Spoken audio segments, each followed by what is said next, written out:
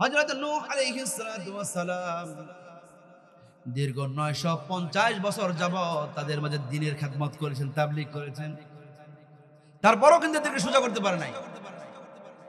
সোজা করতে না পারার কারণে আল্লাহ পাকের কাছে বলেই ফেলছেন, আল্লাহ এদেরকে ধ্বংস করে দাও, এরা তো আমাকে মারার জন্য তারা চেষ্টা করতেছে। যখন তিনি দ্বীনের দাওয়াতগুলো পৌঁছাইতেন তখন বলতো, ওয়াকালু লা তাযারুন্না আলিহাতাকুম ওয়ালা তাযারুন্না ওয়াদ্দাও ওয়ালা সুওয়া ওয়ালা ইয়াগুথ ওয়া ইয়াউক ওয়া নাসরা। নূহ আলাইহিস সালাম যখন দ্বীনের বাণীগুলো মানুষকে পৌঁছে দিতেন, তখন তারা বলতো, না না না, খবরদার, তোমরা তোমাদের প্রভুকে ছাড়তে পারো না। এরপর এই 5 জনের মাবুদ তো তোমরা কখনোই ছেড়ো না। নূহ যা ইচ্ছা তা করবে, এতে আমরা কর্ণপাত করব না। পারলে আমরা নূহ আলাইহিস সালামকে আমরা হত্যা পর্যন্ত করব। নাউযুবিল্লাহ, জোরে বলে নাউযুবিল্লাহ। বড় আফসোস, এর চেয়ে আফসোস আর কিছু হতে পারে না।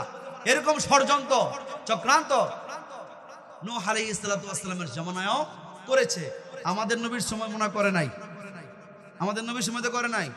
ইব্রাহিম নবীর সময়, মুসা আলাইহিস সালামের সময়, তার মানে এটা নবীদের সুন্নত, এটা ইউসুফ নবীর সুন্নত, এটা ইয়াকুব নবীর সুন্নত, এটা তারপর হযরত শুআয়ব আলাইহিস সালামের সুন্নত, সকল নবীদের সুন্নত এটা।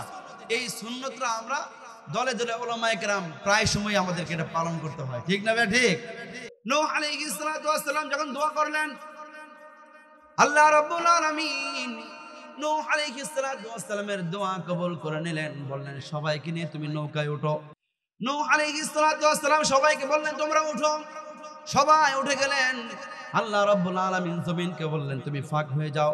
সঙ্গে সঙ্গে পানি নিচে থেকে উঠে গেল, আর ঝড় তুফান দিয়ে তাম দুনিয়াটাকে আল্লাহ পাক ধ্বংস করে দিল। হযরত নূহ আলাইহিস সালামের ব্যাপারে কোরআনে কারীমের মধ্যে আসছে, ওয়া নাজ্জাইনাহু ওয়া আহলাহু মিনাল কারবিল আযীম। আমি নূহ এবং তার পরিবার পরিজনদেরকে আমি বিশাল বড় একটি প্লাবন থেকে আমি মুক্তি দিয়েছি। কোন আল্লাহু আকবার। এই যে আল্লাহ রাব্বুল আলামিন কত ভয়ঙ্কর প্লাবন দিয়েছিল, পৃথিবীর সব কিছু ডুবিয়ে দেওয়া হয়েছিল। আল্লাহ রাব্বুল আলামিন সেই আযাবকে আযীম বলেছেন, তার মানে আযাবটা ছোট ছিল। কথা বলেন না কেন ছোট ছিল?